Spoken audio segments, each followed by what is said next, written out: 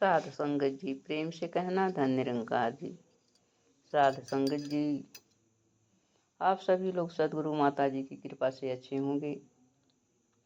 आज दासी के विचार का विषय है संत समागम। साध संगत जी, संतों का समागम सदगुरु माता जी की कृपा से अलग अलग प्रांतों में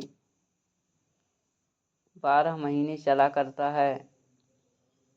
लेकिन ये जो आजकल समागम चल रहा है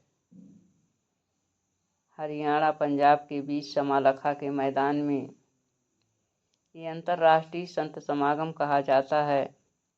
यहाँ पर पूरे विश्व से संत सदगुरु माता जी की साक्षात दर्शन के लिए आते हैं और हर देशों से लोग जा कर के एक दूसरे का दर्शन करते हैं तथा चरण धूलि प्राप्त करते हैं। सत्संग जी, इसका अलग ही आनंद होता है। इस समागम में पहुँचने पर हम जो है आत्मिक आनंद पाते हैं, ईश्वरीय आनंद प्राप्त करते हैं। सत्संग जी, ये समागम सदगुरु माता जी क्यों लगवाती हैं? कारण इसका ये है कि सदगुरु माता जी हमारे जीवन में जो कमियां हैं उस कमियों को दूर करना चाहती हैं, हमारे जीवन को और भी सुंदर निखारना चाहती हैं।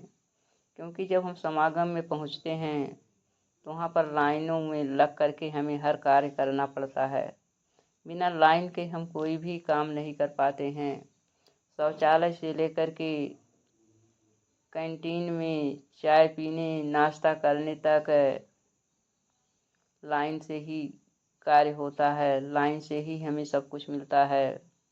फिर लंगर प्रसादी जब होता है तो वहाँ भी लाइन में खड़े होकर हम लंगर प्रसादी तक पहुँचते हैं, लंगर प्रसादी हमें मिलता है। फिर जब हम समागम पंडाल में पहुँचते हैं तो वहाँ भी लाइनों में घंटों घंटों, 2-2 घंटों, 4-4 घंटे लाइनों में खड़े होकर के हमें जो है सदगुरु माता जी के सानिध्य तक पहुँचने का अवसर मिलता है और नमस्कार ही करते हैं। ये सब कारण क्या है साध संगत जी? इससे हमारे जीवन में अनुशासन आता है, धैर्य आता है, सहनशीलता आती है। ये सारे गुण जो है हम उस समागम से ही प्राप्त कर पाते हैं। सत्संग जी, इन सारे गुणों के बिना जो है भक्ति हो ही नहीं सकती है। अगर हमारे अंदर जो है अनुशासन नहीं है, धैर्य नहीं है, सहनशीलता नहीं है तो हम भक्त बन ही नहीं सकते हैं। भक्तों का सबसे बड़ा गुण यही सब होता है सत्संग जी, और यही मानवता का भी गुण कहलाता है। जब हम धीरे धीरे इस तरह से लाइनों में खड़े होकर के एक अपनी बारी का जब इंतज़ार करते हैं तो उस समय जो है हमारे अंदर धैर्य, सहनशीलता, अनुशासन, ये सारे गुण जो है अपने आप जो है जागृत हो जाते हैं। और जब हम बार बार समागम आते जाते हैं साध संगत जी, हम अपने ब्रांच पर भी संत सत्संग करते हैं तो यहाँ भी लाइनों में लगकर ही हर कार्य करना पड़ता है। यहाँ तो कभी कभी हम सेवा दल को बातों का आनाकानी कर लेते हैं, लेकिन साध संगत जी, वो आनाकानी हम सेवा दल की बातों का नहीं, सदगुरु की बातों का आनाकानी करते हैं, सदगुरु की बात को काट रहे हैं। साध संगत जी, हमें जीवन में अनुशासित रहना चाहिए। साध संगत जी, सदगुरु माता जी का आदेश होता है कि हम जो है समागम पंडाल में अनुशासित होकर बैठें, एक दूसरे का कदापि डिस्टर्ब ना करें कि हमारे कारण जो है किसी भी तरह से किसी दूसरे का डिस्टर्बिंग ना हो। ना वहाँ पर हम मोबाइल चलाएं, ना वहाँ पर किसी तरह की बातचीत करें, ना वहाँ पर किसी के लिए हम बैठने में असुविधा पैदा करें, ना किसी के देख करके हम किसी तरह के नुक्स निकालें। सत्संग जी, ये सब अनुशासन के अंदर आता है और यही सब सदगुरु को पसंद होता है। सदगुरु अंतर्यामी होता है। हम कहीं भी बैठे हों, कहीं भी चल रहे हों, कहीं भी शौचालय में जा रहे हैं, सदगुरु देख रहे हैं। हम अपनी ही बारी का इंतजार करें, किसी भी महात्मा के ऊपर क्रोध ना करें, किसी भी संत से कड़वे वचन ना बोलें। सत्संग जी, सेवा दल के महात्मा एवं बहनें जो हैं हमेशा हाथ जोड़े खड़े होते हैं, कहते हैं धीरे चलो संतो, आगे बढ़ो संतो। उनको, क्योंकि वो अनुशासन में हैं, उनकी ड्यूटी है, हमें उनकी बात को अक्षरशः पालन करना चाहिए। तभी साध संगत जी हमारी भक्ति परवान हो सकती है। और वहाँ पर जितने भी संत महापुरुषों के वचन आते हैं, देश विदेश के अलग अलग प्रांतों के संत महापुरुष आते हैं, गीत सुनते हैं, विचार सुनते हैं। भाषाएं अलग अलग होती हैं, लेकिन भाव सबका एक होता है।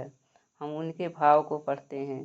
सभी का भाव होता है सद्गुरु से प्यार करना, संतों से प्यार करना, दुनिया में सभी लोगों से प्यार करना। हर जगह हम प्यार का ही फूल बिखेरें, हर जगह हम प्यार की सुगंध को पहुँचाएँ। साथ संगत जी, आजकल समागम चल रहा है, जो भी संत महापुरुष गए हैं वो आनंद को समेट रहे हैं अपनी झोली में, लेकिन जो नहीं गए हैं अपने घरों से लाइव समागम देख रहे हैं, वो भी उतने ही खुशियाँ प्राप्त कर रहे हैं।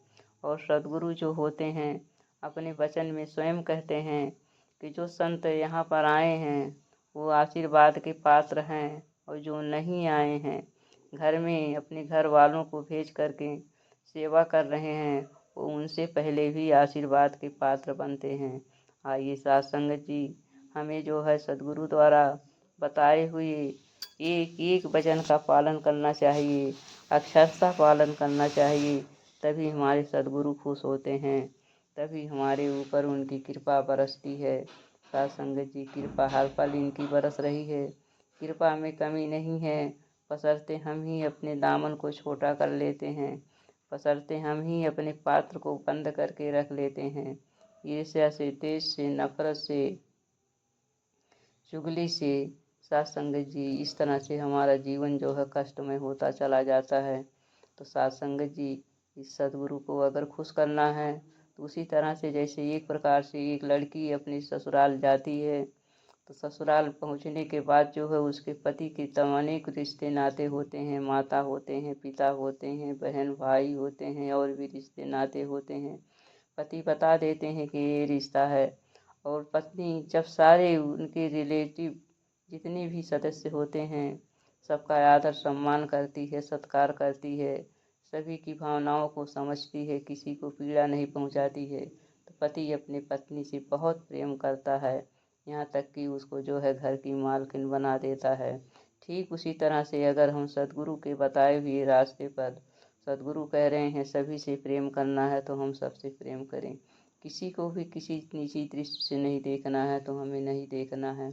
इस तरह से अगर हमारा व्यवहार होगा, हमारा कार्य होगा, और हमारे जीवन में सारे भाव उतर जाएंगे, तो सद्गुरु हमसे प्रेम करेंगे, सद्गुरु की कृपा के हम पात्र होंगे। तो आइए साथ संगत जी, सद्गुरु माता जी से अरदास करें कि हे सद्गुरु माँ, आप तो बख्शनहार हो, हर पल बख्श रही हो। ये सारे गुण आप ही की कृपा से हमारे अंदर आएंगे, और हम चाहते हैं कि हम इस सारे गुणों वाले हो जाएं, हमारे अंदर सारी कमियां दूर हो जाएं। तो कृपा कीजिए, जो मैं चाह रहा हूँ ऐसा हो जाए। प्रेम से कहना, धन निरंकार जी।